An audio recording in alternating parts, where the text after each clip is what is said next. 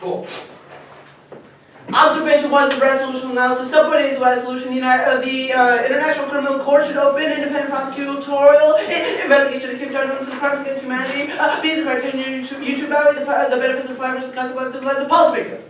Observation 2 is inherency. Kim Jong-un is many does things like starve his people and have fake fruit in random shop stores along the things. He also there's no attempt to prosecute him in the status quo. That's the plan. The International Criminal Court should open independent prosecutorial investigations of Kim Jong-un for crimes against humanity. It is a resolution, fighting enforcement in normal means. Solvency. Number 1 is that China will help in a world in which he's indicted in an investigation from the ICC. Currently, China is pissed at Kim Jong-un. They sent things like diplomats to places like Pyongyang to actually do things like defuse the situation and the tensions that are going on around the world and all the things that Kim Jong-un is doing in the status quo, like launching long-range ballistic missiles. But he just keeps on doing it and keeps on escalating the situation. Specifically, we have reached the breaking point last week, or a few days ago, when he launched a long-range ballistic missile that could reach things like South Korea and Japan, man. China's getting pissed off that they can no longer control him. The second argument is that China fears interventionism. Interventionism is inevitable, regardless of whether or not the plan happens. The United States will go in, or regardless, if the plan doesn't happen, then the United States will go in and do things like try to assassinate Kim Jong-un, which will massively destabilize the region, not uniquely all distance. The third argument is that ICC gives China an outing.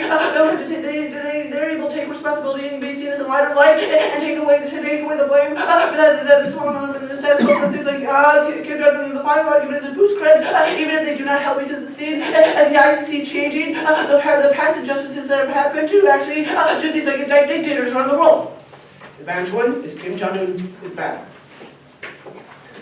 A's uniqueness. Number 1 is that Kim Jong-un commits crimes against his own people and crimes against humanity. Number 1 is that he assassinates political dissidents who threaten his power within things like his own government. The second is that he builds things like concentration camps to the point where all his own people are put to these camps if they don't do things like going to the next argument is all his people are starving in the country. And the final argument is he threatens to render East Asia unstable because of things like launching weapons at Japan and South Korea, which will render the region massively embroiled in the war. Second is that he's escalating the status quo. You cross by all my analysis from long-range ballistic missiles that now is a critical time to actually do things like stop Kim Jong-un. The third argument is that North Korea is really close to South Korea and Japan, which means that they will freak out in the world, in which it escalates even more, meaning that war is becoming an inevitability in the status quo. Fourth is that there's no sign of him stepping down. He is gaining power instead of loosening the status quo, which means the plan is critical to solve that.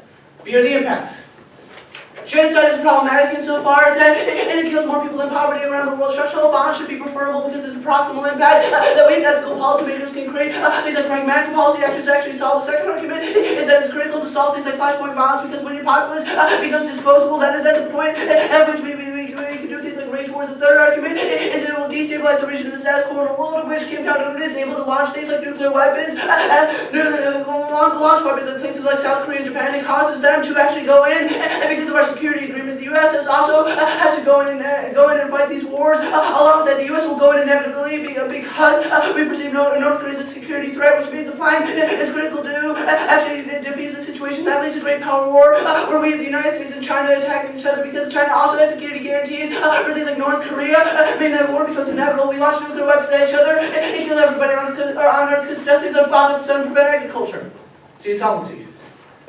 Number 1 is the plan is critical to stop violence and escalation of the status quo. It means that the dictators will be more cautious in the future. It also means that even if we don't remove Kim Jong-un from power, it means that he will act more cautiously because he'll know he'll be persecuted and actually removed from power if he continues his reign in escalation. It means that it'll at least diffuse the tensions that are going on in the status quo. Second is it paves the way for reform. In a world in which Kim Jong-un is removed from power, the people are able to demand things like agency and rights from the government because the government is currently being prosecuted for war crimes. Also sheds light and spotlight problems that are going on in the country. Third argument is that the next dictator will not be as bad. Number 1 is that either we'll be able to settle things, we'll be able to defuse human rights abuses that go on. The next argument is also that he won't be bad because he'll be perceived that he will be charged with war crimes if he acts the same way. Final argument is that it demonstrates international community is willing to take action and remove foreign dictators. So it's a modeling argument that any further dictators would be perceived that they would be removed from power. Advantage 2 is ICC credibility. A's uniqueness. Number 1 is that credibility is low in the status quo. Obviously, nobody cares about the ICC. Nobody in the international sphere actually takes them seriously, and definitely not the United States, because they only do things like prosecute African warlords. The second argument is it's perceived bias because we simply aim at prosecuting things like African warlords. The only dictators who have been actually challenged by the ICC are two Congolese warlords who is biased towards places like Africa instead. The international sphere being the impacts.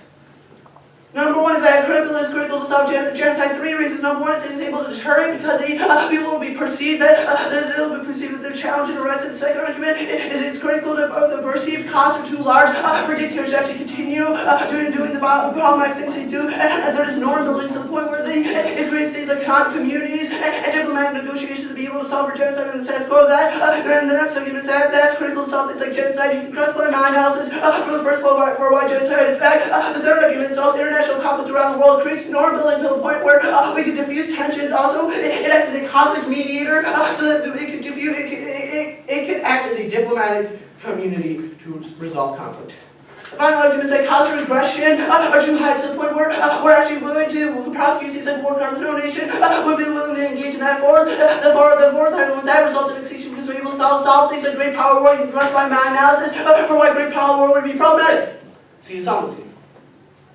Number one is that Kim Jong-un is a bad dude. He's one of the worst dictators around the world. It sends a signal that we're able to actually prosecute the worst dictators of the world. The second argument is it creates a global focus to the point where the ICC is no longer focused on one region or one continent. Instead, as an overarching force around the world, it can actually change how it functions. Third is that we get support from the United States. The U.S. currently views this as worthless. This is a reversal of that trend. I have 20 seconds. Fourth argument is that China's support is emboldened and is able to actually help the ICC in the future. So we have the U.S. and trying to guarantee that it can actually be carried out into the future, which are the two greatest hegemons of the world. I've got 6 seconds, so if you want to ask it. Why didn't you prosecute Obama? Well, we changed that in the future. It's not seen as legitimate in the status quo, which is why he's not prosecuted. So, one on please.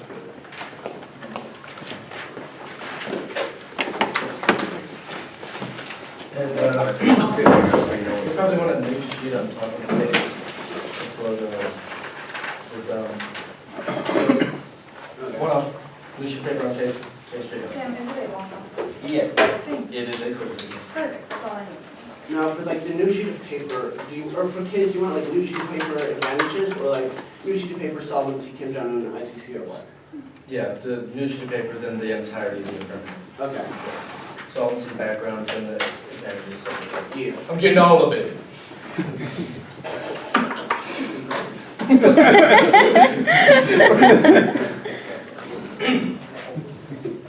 Is everybody ready? You good, Sam? Yeah, sure.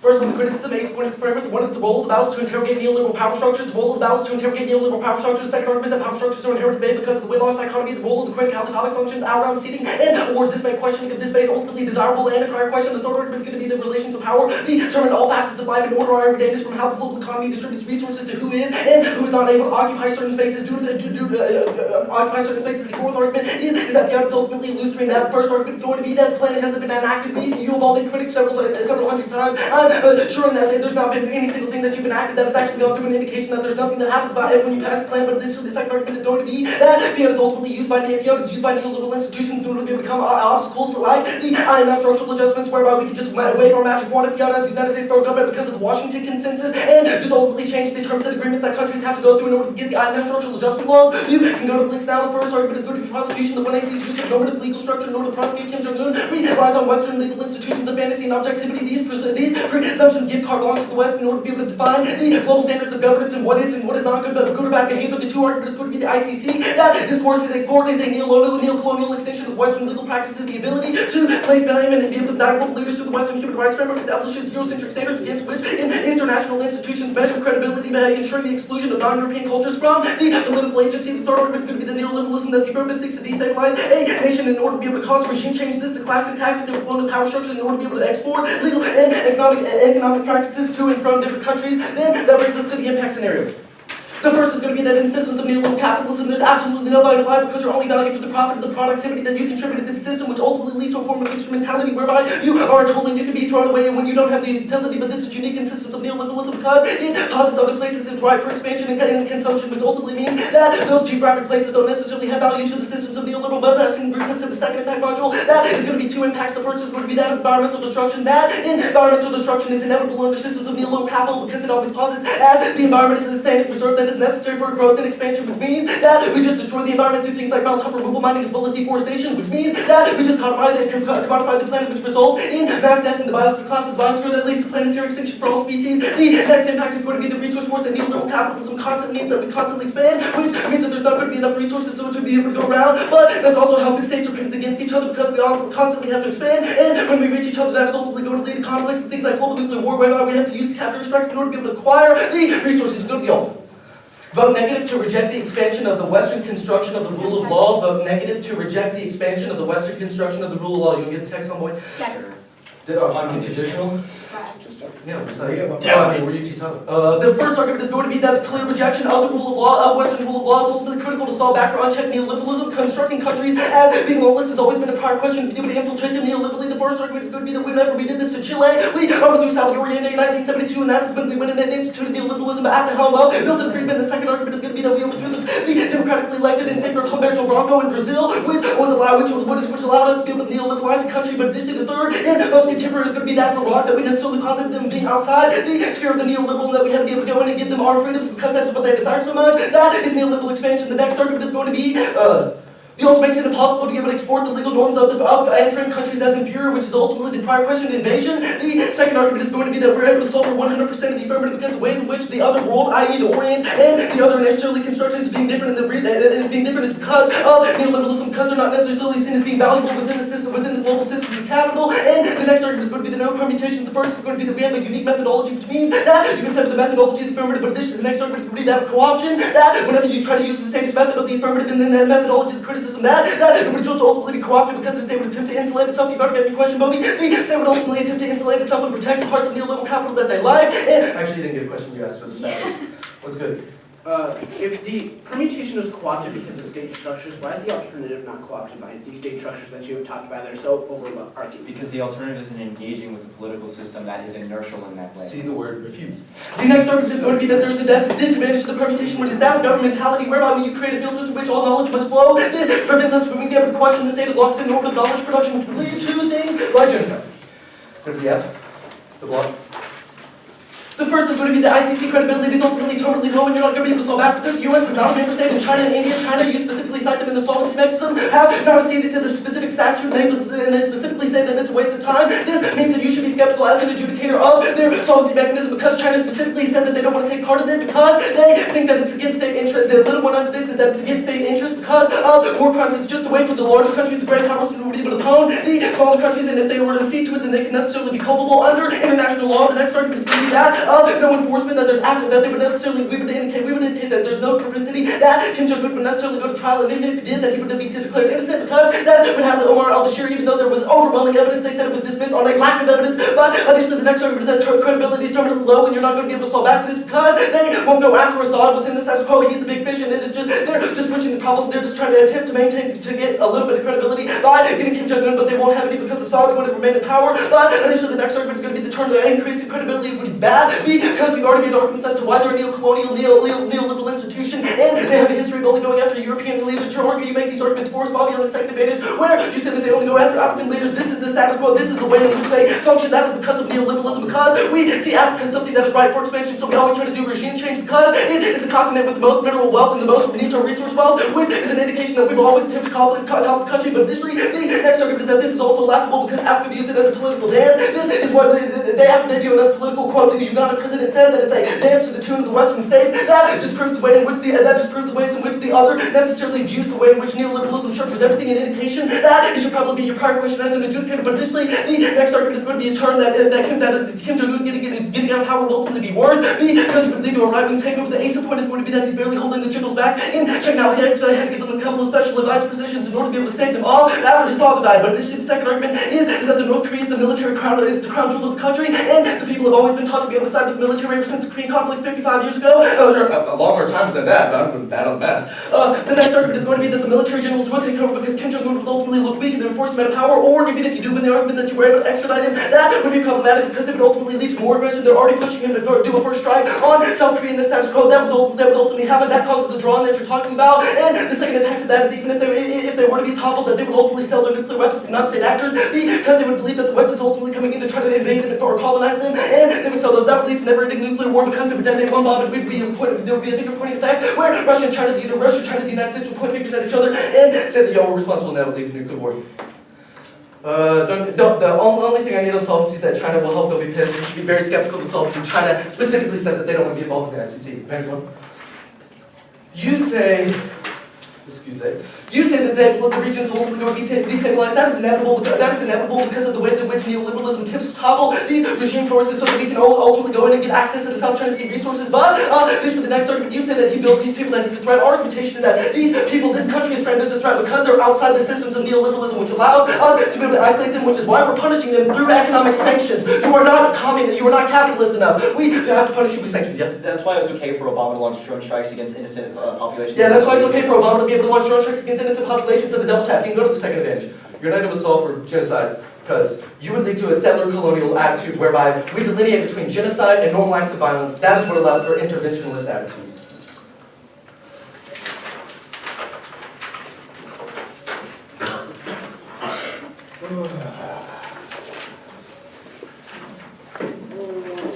There'll be the alternative, the impact.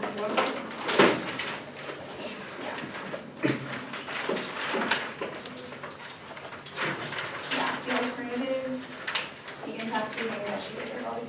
This one? Yeah. Thank you. Holds impose. Thanks.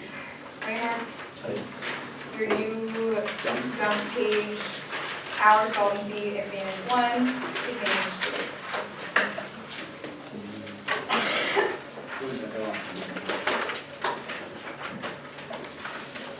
Oh, no.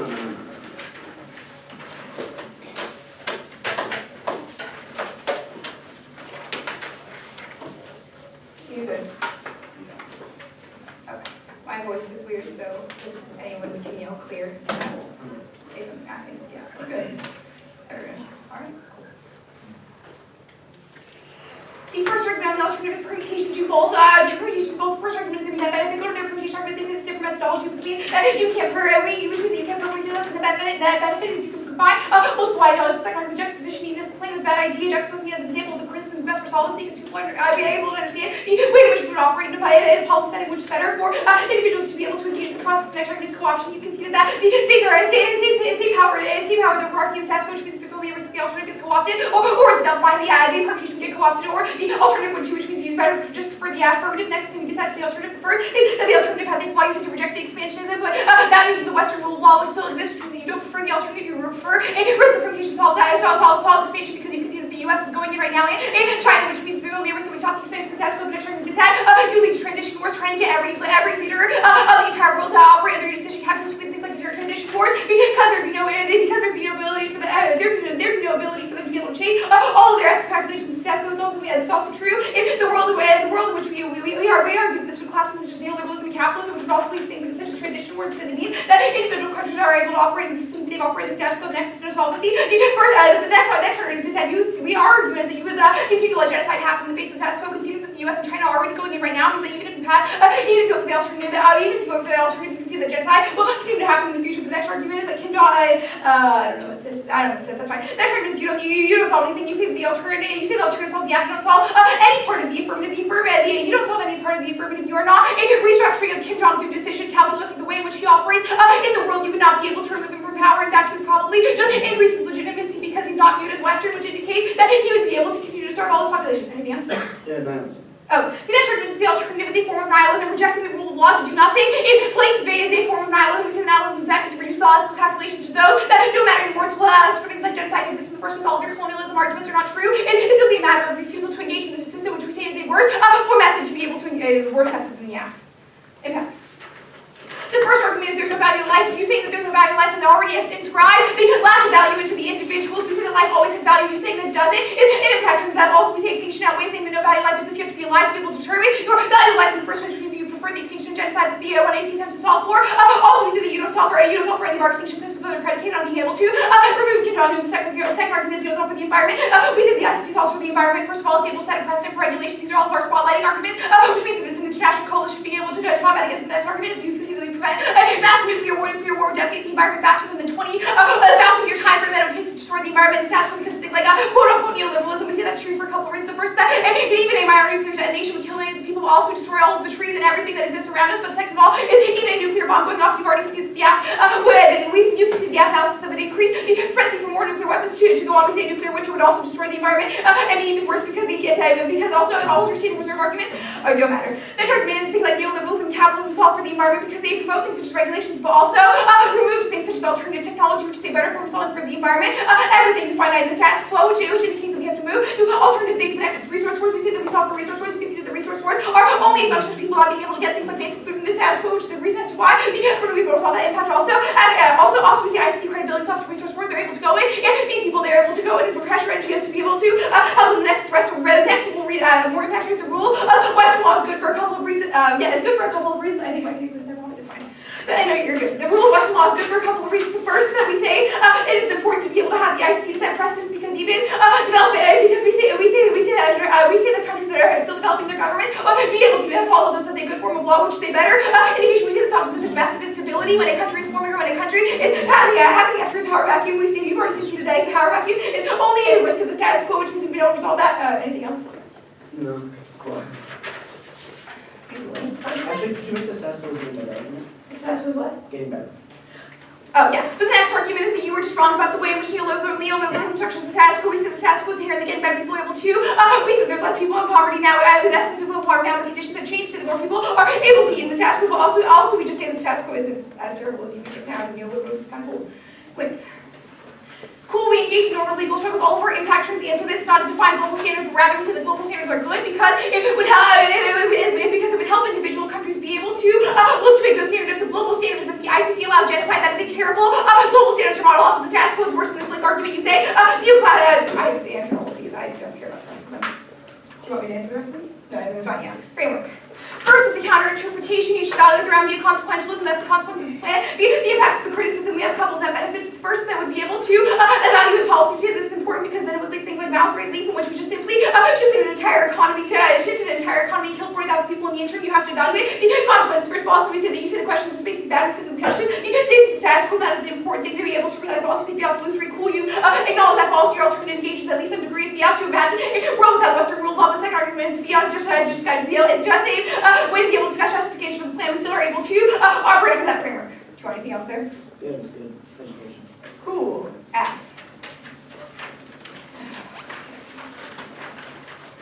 You say that ICC credibility is low right now. That is all of our uniqueness arguments. Cool story. But then you say that they are a waste of time. China says that they are against the interest. No, that is not true. Even if China is against ICC and the status quo, they will not be against the ICC if it means taking out Kim Jong-un. You've conceded that China hates Kim Jong-un more than anything else for a couple of reasons. The first is that they are trying to counterbalance the status quo. North Korea is one of the biggest regional hegemonic threats to China, which means that even if they hate the ICC, they hate Kim Jong-un worse. But second of all, they are concerned to be a regional conflict, which is a worst part of China because it shows that they can't control areas like the Asian and Eastern Seas, which is important for their power. The status quo, you say that there's no enforcement for the ICC. All of our spotlighting and modeling arguments answer this. You can see that it's an international precedent, which means that even if there's no enforcement status quo, all countries that are part of the ICC will then enforce it after. You see that they have no credibility because of Assad.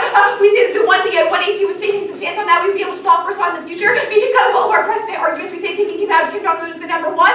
Rest of status quo, Assad could be next. The next argument is there's no risk that the counterplan solves or the alternative solves that. Status quo is worse. You say jury credibility is bad because it's neo-colonial. I've already answered that. Next argument you make is Uganda and these other places didn't want. That's not true. They have asked for stuff. Have I answered a question of yours? No. Okay, go. I was just wondering, how did you say they were, what's the answer that they're neo-colonial, neoliberal, like the ICC?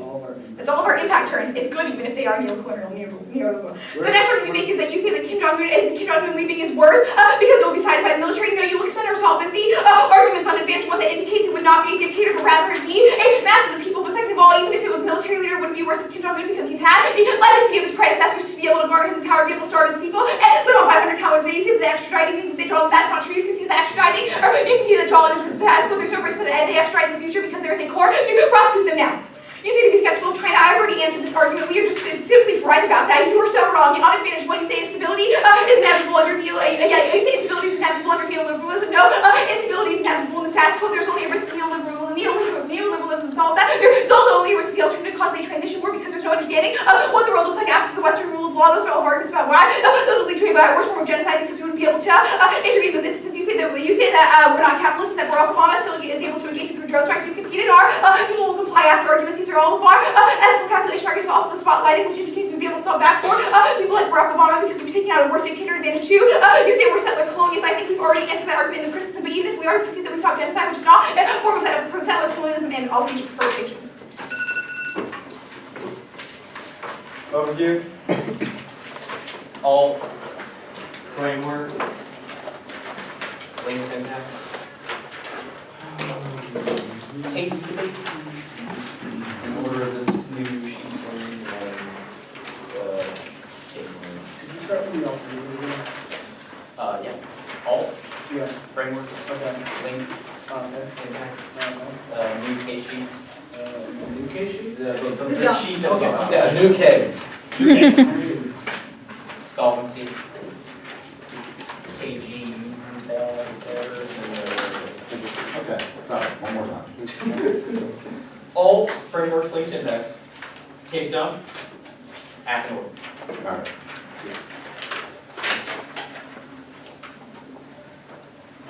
Everybody ready? Yeah. You cannot concede the links page on this criticism. It identifies the entire thesis of how neoliberal neocolonialism operates. You have conceded that neoliberalism allows for corporations to dominate the way in which the state legal fluidity operates, which means that all of your precedent arguments have been turned by the first link argument that's literally made this as legal fluidity operates for neoliberal institutions to be able to dominate other cultures that we deem inferior because they're not capitalist enough as an indication that none of your permutation arguments are ever going to make any sense, nor will you be able to solve for any of your precedents that are supposedly able to solve for all the other problems in the world, which is literally the thesis of the 2AC is look at all the precedent we have. Okay.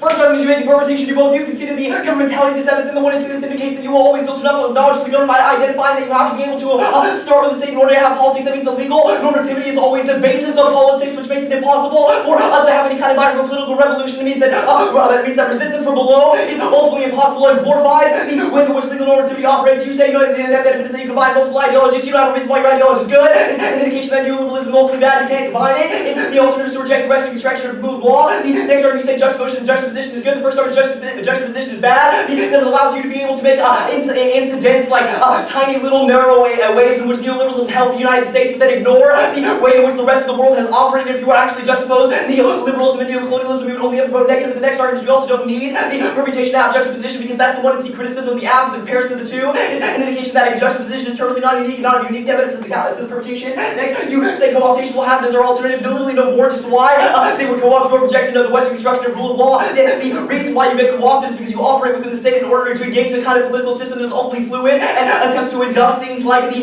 affirmative into neoliberal ideology, and would use the alternative as a kind of to co-opt the resistance strategy only happens if you use the state. Now the next argument is you say that it will still exist as a result of the alternative. Literally no warrant for this argument, nor does it make any sense. You say that we result in transition wars as a result of people having to change regimes. The whole affirmative is based on the ability for the ICC to force other countries to change regimes. How come it works for you, but doesn't work for the alternative, which means that the 1NC is literally in it, and that you have impact turn the entirety of the After transition wars to that. But guess what? It wouldn't happen because transition wars are terminally inevitable in world neoliberalism because it commodifies all resources to be consumed by the capitalist societies that you identify are being so fucking great. Now the next argument we made is that genocide happens as a result of the alternative. Literally, more to this is the United States goes in. The United States goes in by identifying countries and saying they're not capitalist enough and destabilizing destabilizing the state by persecuting the person who runs the government, and then justifying the intervention as a reason why you have not a single argument how you solve that. You say we don't solve the ad because we don't get it from Kim Jong-un, but the reason that Kim Jong-un has such a strong power hold over that country is because the way that Western nations operate, they're afraid of us, and they should be, because we're willing to bomb the fuck out of them if we feel like it. You said they all result in a bad form of politics, but you don't have a warrant for this argument, nor does it engage the way in which rejection of Western construction of the rule of law prevents the exporting of legal norms that allows neoliberalism to spread. Forever debate. Extended across the rule of balance is to combat in order to advocacy combating neoliberalism. You can see that all politics is influenced by corporate domination because they have their hands in everyone's pockets. It's an indication that corporations are able to influence how global politics operates. You say that counterinterpretation is to vote for consequentialism will win our impacts, which means we can weigh inside this framework. The next argument is also this endorses the neoliberal form of short-termism, whereby you say that there's a big extinction level scenario that will happen as an endorsement of some kind of neoliberal fantasy that is actually not going to take place when you say that neoliberalism is the status quo. But neoliberalism means that the United States will inevitably intervene in the status quo, but neoliberalism is necessary to solve it. It's a circular logic that the status quo is the only way to be able to solve the status quo. Now, the next argument is you say that there are other ways in which you can identify that you would still be able to justify your affirmative that is irrelevant, because if politics is always dominated by neoliberalism, then the affirmative results in error replication. Extended cross indicates that prosecutions relies on a Western understanding of legal norms as being objectively identified by the West, which means we are able to identify standards of governance. So it allows things like, Obama would allow people to starve inside a capitalist nation, but it's not his fault because neoliberal governmentality says that the government shouldn't be responsible for people being required to eat, which means that he doesn't get blamed, but Kim Jong-un does that because it's not a capitalist society. It's literally the only delineation you can provide as to why you wouldn't prosecute Obama the same way that you would prosecute Kim Jong-un, but it will never happen because the West is the one who has identified what legal norms and standards you have to be judged by. It means that your arguments about how other countries will be when they're new states will be able to adopt this kind of legal system, that is the link argument that you are exporting U.S. legal norms to countries that start so that they can be neoliberal, which results in things like Jamaica and Brazil not being able to feed their populations because they adopted neoliberal agriculture policies and the IMF structural adjustment programs. All of those warrants are conceded now. The impact debate. First, you say that there's inevitable value to life. No warrants to this argument. It results in foreign privilege, whereby we say that there's no possibility that population can be considered disposable. Well, guess what? Your 1AC impact was disposability politics. Is the reason why you can't evaluate this impact target. If you do, it equally links to the affirmative. The next argument is also neoliberalism forces us to be able to mediate our relationships with others via modification. Either you are only utilitarian to me because you can provide profit, or you are not utilitarian at all. You say that you should evaluate extinction first. No warning except that you have to be alive. Well, we are alive, so why would you evaluate life now? But also, you conceded that ultimately neoliberalism makes resource wars inevitable because people will not have the food necessary because the means of distribution means that only the bourgeois actually get attended to. You say new wars worse than environment. We're not going for the environment. Next, you say that's key to be able to check back for technology. You have not a single warrant as to why green technology would be profitable in the world of neoliberalism. Fossil fuel industry dominates all of the GOP politics, which is why we're not able to have anything like green technology inside the United States because the corporations have informed the policies that allow for transportation to be always automotive. Yet you say that we are able to solve back to this because you changed the way the ICC operates. No warrant to this argument. They do not have a thesis of how legalism operates except for outside of fantasy of Western objectivism. Now you say that the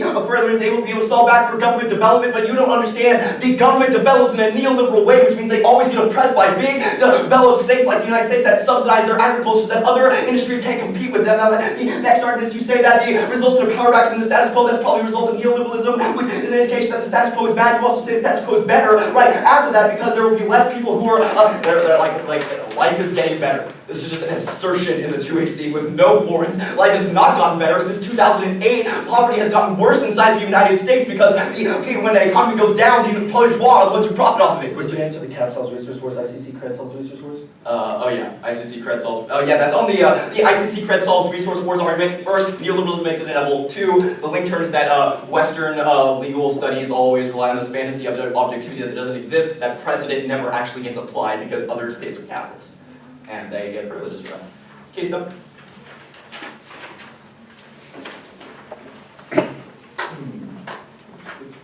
Extend cost of no enforcement mechanism. There's no way for them to be able to forcibly prosecute Kim Jong-un. This means that the affirmative is literally just an academic, worthless academic offering that doesn't actually change anything, nor do they have a single warrant in the entirety of the affirmative why they would be able to change the way the Western legal systems operate, or who controls and dominates what politics are there. It's an indication that the affirmative has little to no chance of being able to solve that. I also want to extend across the argument that indicates that if you were to increase ICC credibility, that means that they won't be criticized the same way they are in the status quo, because everyone thinks that they're doing a good job, when the fact is they're only doing a good job for the capitalists. You're going to get to the general term? You want that one? No, I don't want that. Not an impact extended into 2AC. As a result of ICC credibility that they are able to solve, hold them to a very high threshold in the PMR on shadow extending the app. Oh yeah, the China debate on their solitude. They say we're just wrong because they're counterbalancing China. When has North Korea counterbalanced against China? China has literally supported their military since the Korean War. They literally are the ones who pushed the United States back into the Pyongyang area via their blitz, military strategy and shit. Watch it action. What? So yeah, I'm going to do the F in order of the criticism. Okay, so F in order, then the criticism, and then overview on top, but the rest will flow. Is the case note sheet part of the app's order? Yeah, I'll talk about it briefly. It's on top. Okay.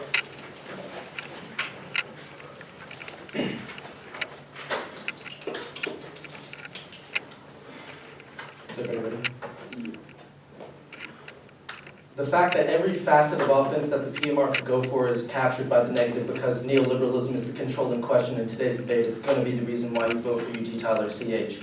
We've made arguments all over the flow as to why neoliberalism structures your impacts, why it structures invasions, why it structures the way in which Kim Jong-un operates his own country because he has to be hardline in order to repel against the oppressive United States. All of these arguments are cold conceded. We are just way deep on these questions. Neoliberalism is the controlling question in today's debate. We're able to resolve neoliberalism, and that means we're able to solve 100% of the app and the criticism. You can go to the case debate now. Line by line, there's absolutely no enforcement. The MG does a decent amount of work on these arguments about why necessarily they would be able to enforce, why they would be able to do this. You have not read an argument as to why you would uniquely be able to overcome the lack of credibility and the continuing lack of credibility, because Bashar al-Assad is who is on everybody's radar because he is the most recent war criminal. He's the most contemporary. He used chemical weapons on his people, yet we turn away from that and we're going to get Kim Jong-un. That means that you don't have any credibility, you're not able to solve for your advantage, but also there's no enforcement mechanism because you've conceded that out of 30 attempted convictions, 2 were got, which means even al-Bashir was dismissed because of a lack of evidence, an indication that you're not able to solve for literally any of your affirmative, that you can go to the affirmative proper now. Let's go to advantage 1.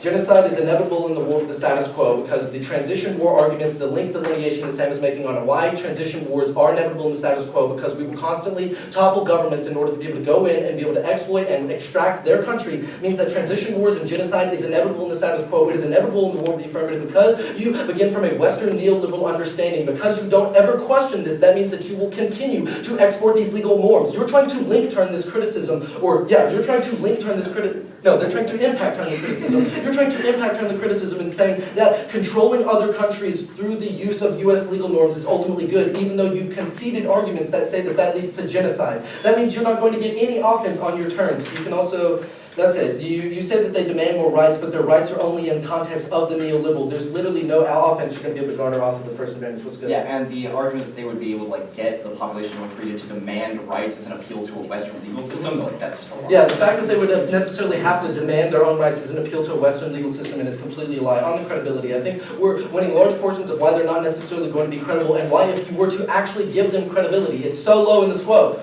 You increase it any amount, that's problematic because the ICC is Eurocentric as fuck. They literally only go after black bodies and black and brown bodies that do the exact same thing to a lesser degree, in fact, than other white bodies, which means that you won't have any credibility, but any increase in credibility is a auto win for the net.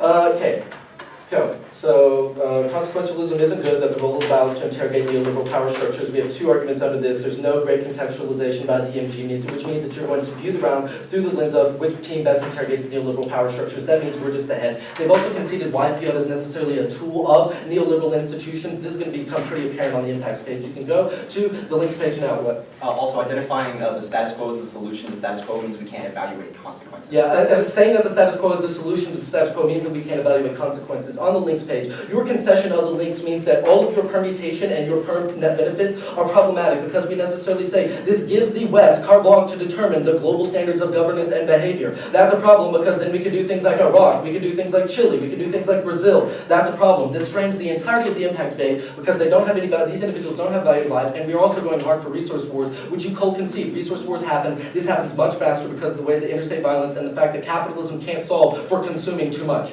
The alternative. Your permutation doesn't work, you don't have any disadvantages to the perm, and the permutated alternative is able to solve 100% of the affluent cases. Okay, so you're doing the well, specifically I'm gonna go for ICC cred on top, then Kim Jong-un, then the solvency dump, then the solvency page. Then I'm gonna do the alternative debate, the impact debate framework links. So, Advantage 2, Advantage 1, the case count, the solvency page, K backwards, or K framework using. Alternative impact framework links. Got it. So not backwards, Almost. almost.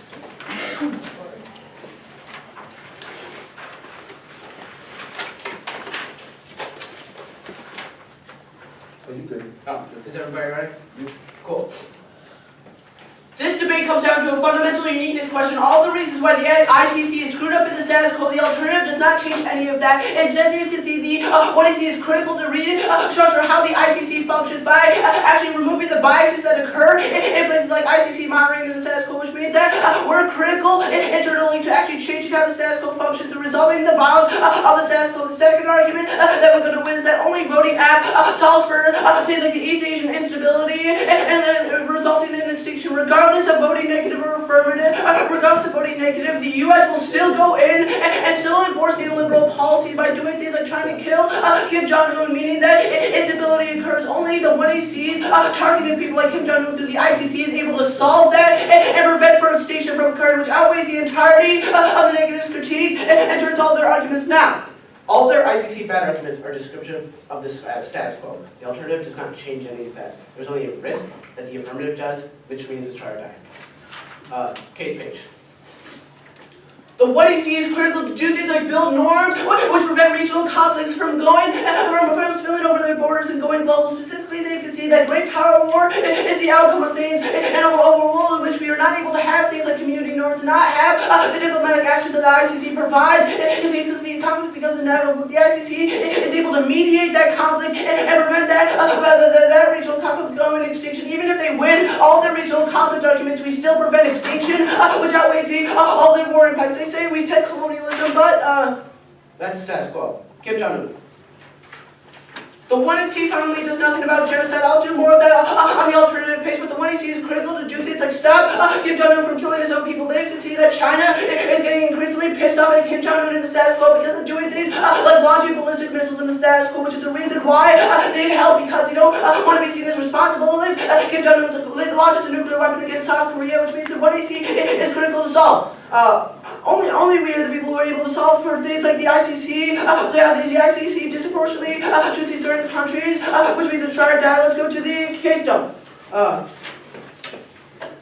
They say there's no enforcement mechanism. That's all of our China arguments in the status quo. They've also conceded that even without an enforcement mechanism, it's still critical to investigate him for the war crimes, because that in itself produces credibility and solve for all of our bias arguments. They say it won't be criticized in the status quo. Obviously, we can still criticize things like institutions, but it's critical to reform how the institution functions.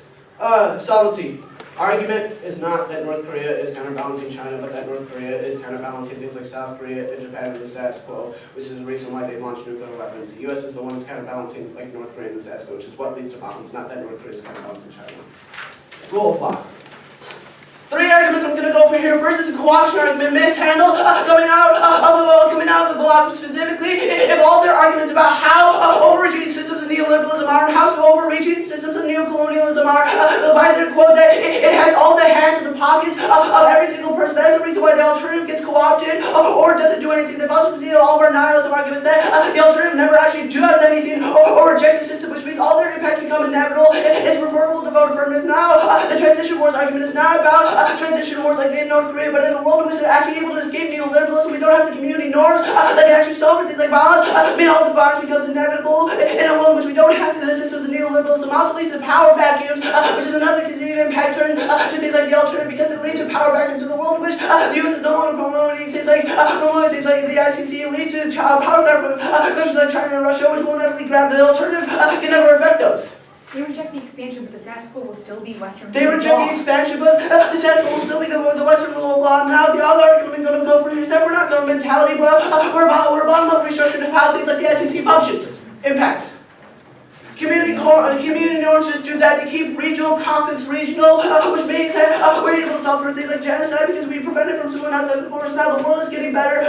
You see a few arguments. Number one is that we are currently getting more food and decreasing poverty around the world. All their indicators are fundamentally flawed. Pinky argues that the world is structurally getting better in everyday instances because we're able to do things like feed our people, which promotes the quality of life around the world, which only the affirmative is able to promote.